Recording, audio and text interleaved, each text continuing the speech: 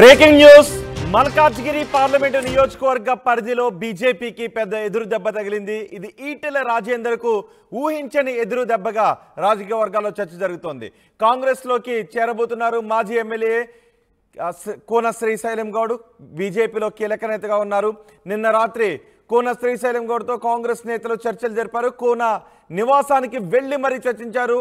మైనంపల్లి హనుమంతరావు, పట్నం మహేందర్ రెడ్డి, కొలను హనుమంత్ రెడ్డి, భూపతి రెడ్డి, రేవంత్ రెడ్డి సూచన మేరకు పార్టీలోకి రావాలి అని ఆహ్వానం పలికారు. మొన్నటి అసెంబ్లీ ఎన్నికల్లో 2వ స్థానంలో నిలిచారు కోన శ్రీశైలం గౌడ్. కుత్బుల్లాపూర్ నియోజకవర్గం నుంచి పోటీ చేశారు. అక్కడ బీఆర్ఎస్ గెలిచింది. 2వ స్థానంలో కోన శ్రీశైలం గౌడ్ నిలిచారు. గతంలో ఇండిపెండెంట్గా కూడా గెలిచిన ట్రాక్ రికార్డు ఉంది కోన శ్రీశైలం గౌడ్కు. గతంలో ఇండిపెండెంట్గా గెలిచి ఆయన కాంగ్రెస్కు మద్దతు తెలిపారు.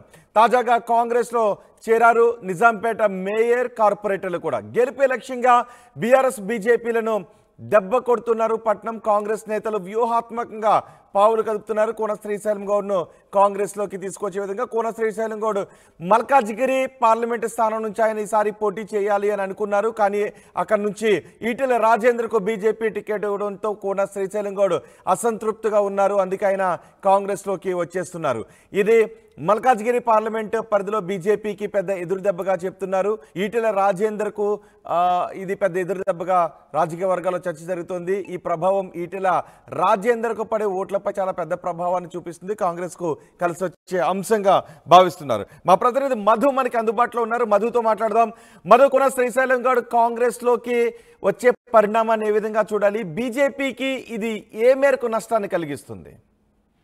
ఖచ్చితంగా లోక్సభ ఎన్నికల వేళ ఖచ్చితంగా బీజేపీకి బిగ్ లాస్ అనే చెప్పాలి. ఎందుకంటే 2 జాతీయ పార్టీలు ఎంపీ ఎలక్షన్ లో తలపడనున్నాయి. ముఖ్యంగా తెలంగాణలో tough fight BJP versus Congress ఉంటుందనేటువంటి రాజకీయ విశ్లేషకులు చెప్తున్నటువంటి నేపథ్యంలో మల్కాజ్గిరి నియోజకవర్గం దేశంలోనే అతిపెద్ద నియోజకవర్గం.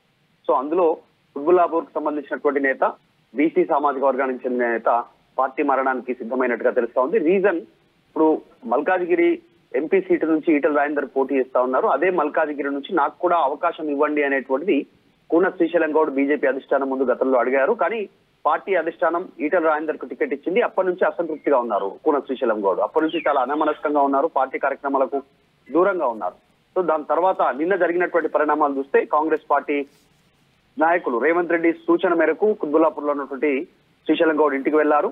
వెళ్లిన వాళ్ళలో మైనపల్లి హనుమంతరావు, పట్నం మహేందర్ రెడ్డి, కొలను హనుమంత్ రెడ్డి, భూపతి రెడ్డి వీళ్ళంతా వెళ్లారు. రేవంత్ రెడ్డి సూచన మేరగా పార్టీలోకి రావాల్సిందిగా వీళ్ళంతా ఆహ్వానించడం జరిగింది. దానికి ఆయన ఓకే అన్నారు. ఈ రోజు మరికొద్ది సేపట్లోనే రేవంత్ రెడ్డి సమక్షంలోనే కాంగ్రెస్ కండువా కప్పుకున్నట్టుగా తెలుస్తా ఉంది. రేపు భారీ జనజాతర పేరిట కాంగ్రెస్ పార్టీ తుమ్గూడలో భారీ బహిరంగ సభ ఉంది కాబట్టి దానికంటే ముందు అంటే ఈ రోజు పార్టీలో జాయిన్ అవుతారు. రేపు ఆ సభకు కూడా ఆయన హాజరు కానున్నారు కాంగ్రెస్ పార్టీ నాయకుడుగానే అనేటువంటిది మన దగ్గర సమాచారం ఉంది. సో దాదాపు క్లియర్ అయిపోయింది. ఈ రోజు కోన శ్రీశైలం గౌడ్ కాంగ్రెస్ పార్టీలోకి వెళ్తా ఉన్నటువంటి పరిస్థితి ఉంది.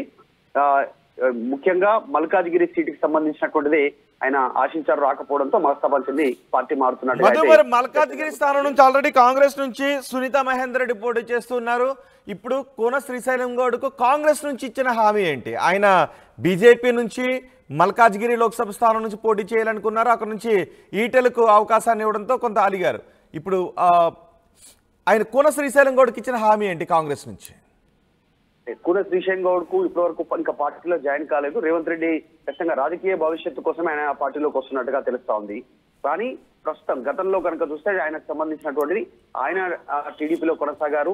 తర్వాత కాంగ్రెస్ పార్టీతో కూడా సుదీర్ఘ అనుభవం ఉంది. రేవంత్ రెడ్డితో కలిసి అనేక కార్యక్రమాలు కూడా చేశారు. ప్రతిపక్షంలో ఉన్నప్పుడు రేవంత్ రెడ్డి కాంగ్రెస్ లోకి వచ్చిన తర్వాత కూడా అనేక కార్యక్రమాలు చేశారు. రేవంత్ రెడ్డి వర్కింగ్ ప్రెసిడెంట్ గా ఉన్నప్పుడు, ఎంపీగా ఉన్నప్పుడు కూడా కాంగ్రెస్ తో అనుబంధం ఉంది ఆయనకు. చివరాఖరులో ఆయన బీజేపీలో జాయిన్ అయ్యారు. బీజేపీ టికెట్ పైన ఆయన పోటీలో ఉన్నారు. కానీ ఇప్పుడు ఆయన రాజకీయ భవిష్యత్తుకు సంబంధించి మరి ఎంపీగా పోటీ చేసే అవకాశం లేదు. కాంగ్రెస్ పార్టీ దాదాపు హైదరాబాద్, సికింద్రాబాద్, మల్కాజ్గిరి ఈ ప్లేసెస్ లో పోటీ చేయడానికి ఆల్రెడీ అభ్యర్థులను ఖరారు చేశారు. కాబట్టి ఇక నెక్స్ట్ మరి ఈ ఫ్యూచర్ లో ఏ రకంగా ఆయనకు పార్టీలో సముచిత స్థానం ఉంటుందో తెలియదు. కానీ ప్రస్తుతానికి మాత్రం ఆయన పార్టీలోకి రావడానికి సుముఖం వ్యక్తం చేశారు. రేవంత్ రెడ్డి సూచన మేరకు కాంగ్రెస్ పార్టీలోకి వస్తా ఉన్నారు. ఇక్కడ వచ్చినటువంటి పట్నం మహేందర్ రెడ్డి గానీ, మైనంపల్లి గానీ, కొలను హనుమంత్ రెడ్డి గానీ వీళ్ళంతా ఆయనకు రేవంత్ రెడ్డి ఆహ్వానం మేరకే మీరు రావాల్సిందిగా పార్టీలోకి చెప్పడంతో ఖచ్చితంగా రాజకీయ భవిష్యత్తు ఉంటుంది. కూడా శ్రీశైలం గౌడ్ అనేటువంటిది ఒకటి చర్చ. సో ప్రస్తుతానికి మల్కాజ్గిరి పార్లమెంట్ నియోజకవర్గంలో బీజేపీకి బిగ్ షాక్, బిగ్ లాస్ అనే చెప్పాలి. 100% ఒక బీసీ సామాజిక వర్గానికి చెందినటువంటి నాయకుడు పార్టీలోకి మారడం. రీసెంట్ గానే ఆ మున్సిపాలిటీకి సంబంధించినటువంటి మేయరు, కార్పొరేటర్లు, వార్డు మెంబర్లు వస్తా ఉన్నారు. సో చూసుకుంటూ పోతే చేవెళ్ల, మల్కాజ్గిరి, తర్వాత వరంగల్ ఈ నియోజకవర్గాల పైన ఎక్కువగా పార్లమెంట్ నియోజకవర్గాల పైన 2-3 రోజుల నుంచి చేరికలు ఉన్నాయి. అక్కడ నుంచి నాయకుల్ని పార్టీలోకి ఆహ్వానిస్తున్న తీరు ఎక్కువగా కనిపిస్తా ఉంది. కాంగ్రెస్ పార్టీని ఆయా ప్రాంతాల్లో ఎన్నికలను దృష్టిలో పెట్టుకుని బలోపేతం చేయడం దిశగానే రేవంత్ రెడ్డి నిర్ణయం మేరకు జాయినింగ్ జరుగుతా ఉన్నాయి అనుకుంటే పార్టీలో. ఇప్పుడు ఈ పరిణామాన్ని బీజేపీ ఏ విధంగా చూస్తుంది? ఇప్పటికే బీఆర్ఎస్ నుంచి ఎక్కువ మంది కాంగ్రెస్ లోకి వస్తూ ఉన్నారు, బీజేపీ నుంచి కూడా టచ్ లో ఉన్నారు మాతో అని కాంగ్రెస్ నేతలు అన్నప్పుడు మా నేతలను మా ఎమ్మెల్యేలను టచ్ చేస్తే ఎలా ఉంటుందో పరిణామాలు చూడని సవాలు ప్రతి సవాలు కూడా చూస్తాం. ఇప్పుడు ఎమ్మెల్యేలు కాకపోయినా బీజేపీ కీలక నేత ఇప్పుడు కాంగ్రెస్ లోకి వెళ్తూ ఉండటం, రాత్రే కాంగ్రెస్ కీలక నేతలు ఆయన ఇంటికి వెళ్లి పార్టీలోకి రమ్మని ఆహ్వానించడం, ఈ పరిణామాన్ని బీజేపీ ఎలా చూస్తోంది? ఖచ్చితంగా బీజేపీ సంబంధించినటువంటిది ఏలేటి మహేశ్వర్ రెడ్డి ప్రస్తుతం బీజేపీ నేత చేసినటువంటి స్టేట్మెంట్ అది. కాకపోతే ఎమ్మెల్యేల విషయంలో చేస్తారు ఆయన. కానీ పార్టీలో నేతలు మారుతా ఉన్నటువంటి సంస్కృతి మనం చూసాం గతంలో. గత కొన్ని రోజుల నుంచి ఈ పార్టీలో ఉన్నటువంటి వాళ్ళు ఆ పార్టీలోకి వెళ్తా ఉన్నారు. ఈ పార్టీలో ఉన్న ఎంపీ అభ్యర్థులు ఇంకొక పార్టీ పైన పోటీకి సిద్ధమవుతున్నటువంటి సిచ్యువేషన్ కనిపిస్తా ఉంది. ఇది సాధారణ ప్రక్రియగానే బీజేపీ చూసే అవకాశం ఉంది పెద్దగా. ఎందుకంటే బీజేపీలో కూడా చాలా మంది రావడానికి సిద్ధంగా ఉన్నట్టుగా వాళ్ళే స్టేట్మెంట్ చేస్తా ఉన్నారు. సో బీజేపీ అయితే ఇంకా అఫీషియల్ గా ఇంతవరకు రెస్పాండ్ కాలేదు బీజేపీ నాయకులు కూడా శ్రీశైలం గౌడ్కి సంబంధించిన అంశంపై. ఎందుకంటే నిన్న అర్ధరాత్రి వరకు చర్చలు కొనసాగి అర్ధరాత్రి వరకు ఇంట్లోనే ఉన్నారు, 12 గంటల వరకు కూడా. మరి ఈ రోజు రెస్పాండ్ అయ్యే అవకాశం ఉంది బీజేపీ నాయకులు. ఇంకా ఎవరు మాట్లాడలేదు. ఈ రోజు వాళ్ళు మాట్లాడే కంటే ముందుగానే కూడా శ్రీశైలం గౌడ్ కాంగ్రెస్ కండువా కప్పుకొనున్నారు. రైట్ మధు, కోన శ్రీశైలం గౌడ్ కాంగ్రెస్ పార్టీలో చేరబోతున్నారు. నిన్న కోన శ్రీశైలం గౌడ్ నివాసానికి కాంగ్రెస్ నేతలు వెళ్లి ఆయన్ను పార్టీలోకి ఆహ్వానించారు. రేవంత్ రెడ్డి సూచన మేరకు పార్టీలోకి రావాలి అని ఆహ్వానించడంతో కోన శ్రీశైలం గౌడ్ కాంగ్రెస్ పార్టీలోకి చేరబోతున్నారు. కోన శ్రీశైలం గౌడ్ కుత్బుల్లాపూర్ నియోజకవర్గం నుంచి గత అసెంబ్లీ ఎన్నికల్లో ఆయన పోటీ చేసి 2వ స్థానంలో నిలిచారు. ఇప్పుడు మల్కాజ్గిరి లోక్సభ స్థానం నుంచి బీజేపీ నుంచి ఆయన పోటీ చేయాలని అనుకున్నారు. కానీ మల్కాజ్గిరి టికెట్ను బీజేపీ ఈటెల రాజేందర్కు ఇవ్వడంతో కొంత బీజేపీపై అసంతృప్తితో ఉన్నారు. ఇప్పుడు కాంగ్రెస్ నేతల పిలుపుతో కాంగ్రెస్లోకి ఆయన చేరబోతున్నారు. ఈ పరిణామం మల్కాజ్గిరి పార్లమెంటు పరిధిలో బీజేపీకి కొంత నష్టాన్ని కలిగించే అవకాశం ఉంటుంది అని రాజకీయ వర్గాల్లో చర్చ జరుగుతోంది.